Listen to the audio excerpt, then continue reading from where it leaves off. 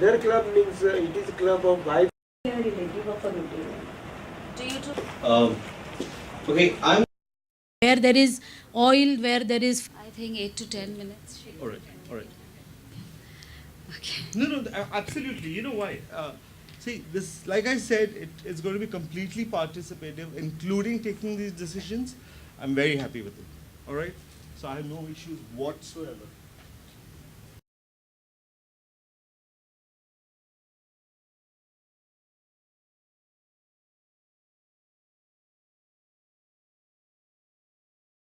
Everybody, my name is little difficult. It's KHAIROO, which is my first name. I carry Andani because that's my maternal family I came from, my paternal family, my father's surname.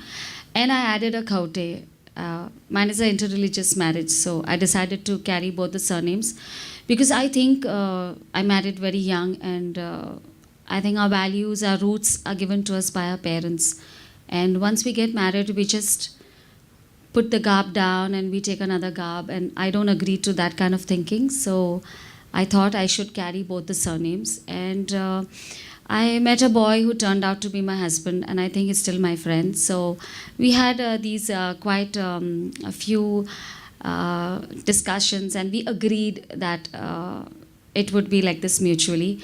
I also told him very clearly that I would not convert because at that time I was very religious, but today I stand tall in telling you that I'm very spiritual because I wanted to be like that, and I wanted to keep my roots very firmly grounded. Mine is an interreligious marriage, and my husband was a middle class, and we were also middle class. So we had to start from zero. My aim of getting into the insurance or running a beauty salon was very clear. I wanted to make money. I needed to make my dreams come true because when I got married, my in-laws were staying in a rental apartment, and we didn't have a house of our own, if you understand what that feels like.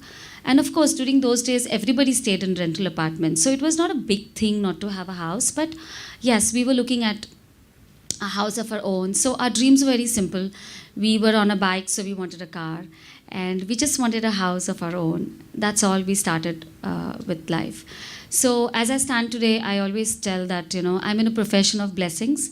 And I have been blessed abundantly. Like what I had thought, I've got much more than what I had thought. So I think it is not your hard work. It is not your perseverance.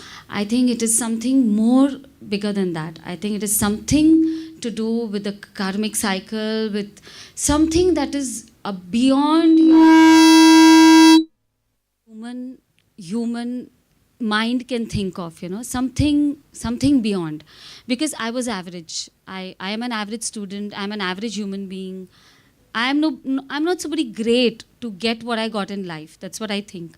I'm very average. I'm very simple. So I think it's a lot of blessings, and for which I stand here today very tall in my profession. I remember in school and all, I used to be the shortest in the class. Even now I'm wearing like a good 3 inches to stand here. So in school also I used to be shortest, and I used to always think, that, oh, why has God punished me? Why has He made me so short? But today when I stand, I go for speeches, I go to Bombay, I stand in Shanmukhanan Hall, I talk in front of an audience of 3,500, and this is the height which God has given me in my profession. So I feel very humbled, and thank you for calling me Mr. Nabar. So that was my introduction, if you call it so. And I started my journey by walking because I didn't have a bike. I was newly married bride, and I used to carry one pishwi. In Konkani, you call it a plastic bag, because I didn't have anything else. So I used to have a plastic bag, and I used to put my ready reckoner. We used to roam with a ready reckoner. When you become an agent, you're given a book by which you do your calculations. And of course, you needed a calculator and a pen and some forms, and that's how I started. Of course, and later on, My first commission came, so my husband said, no, you must have a bike because that's how you'll need to move and it's difficult. Then, of course, I went on to buy a mobile. I needed a credit card. And so we went on. It got only better because in the first 5 months, my development officer told me, see, Khairu, you will have to do 12 policies. Otherwise, you will not get your renewal commission. So somehow, by the grace of God and my friends, and because I was a local person, I was a Panjim girl, I was a Panjim daughter-in-law, I went to the school in Donapal, I went to a college in Panjim. So I knew people, like everybody I knew, at least on a high-to-buy basis or at least from the face. So I used to go to the Hindu community because I used to say, okay, I'm Manohar Kaute's daughter-in-law or Manoj's wife. And I used to go to my Smiley community who are very, very successful business people. So they gave me the big premiums and and you take support from all the sources that you can garner because you are fighting for money, you're fighting for time, you're fighting for quality of your life, you know. Those were the toughest days of my life. And we went through all that, and then it came to a crucial time when I had to decide, okay, should I do the salon as well as the LIC, or should I just do, I had to choose. So I thought, I took some time, and I thought I should do insurance business because I realized that insurance business needed a little bit more skills than doing a beauty salon business, with all due respect to that business, if anybody's sitting from this profession. Remember, I made a lot of money in that business, so I love that profession. And I was good at it. So beauty salon business, you need to be there, you know. You need to be there. You need to break your back. You need to be there. You need to be standing there. You need to be there 24/7. Today, I sell my life insurance on WhatsApps. I have clients in Pune. My staff goes and picks the checks in Pune because I have a small office in Pune. I have a small office in Bombay. I have a small office in Margao, and I have another office in Karanzalem. So this is the power of insurance, and I'm very happy to tell you that I am an agent, but I have also made 12 women insurance agents like me. I have empowered them to become agents. I have trained them. I've called them to my office. So I believe in that kind of empowerment. I don't believe they are my competitors. I believe they are my collaborators. Because I think that you are as strong as your women in your profession. You are as strong as your core. And my core is I'm a woman. So if I have more and more women walking on the roads selling insurance, that gives me a lot of strength and that gives me a lot of contentment that yes, I added some value to the society, because how long can I sell, no? There is a time limit for every forte, however hired you are. So I've also started mentoring women in my profession.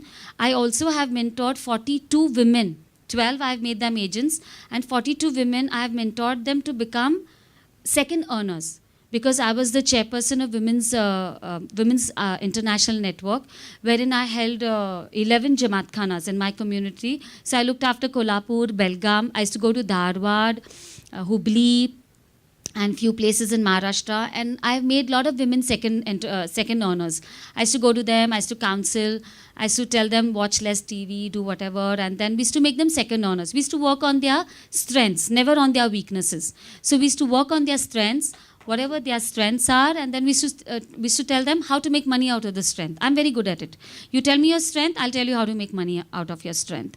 You give me anything, I'll tell you how you can make money out of it, how you can make it a profession, how you can make it your vocation. Everything is not money, no? There are so many rich women who come to me today for counseling and mentoring. They say, we have time, we have money, but we want to do something for the society. So I show them a path, I show them a way. I show them a way because, not because I'm somebody great and I've done something great. I show them a way because I have fallen many times. I have fallen and I have got up. I have fallen and I have got up. So I think I'm entitled to do that. And is my 10 minutes up? Yes, my time is up. So Constraints. yeah, actually when I go all over India, even I've spoken at the USA MDRT forum. I was given 10 minutes there by the clock. So they asked me how difficult it is to work as a woman in India.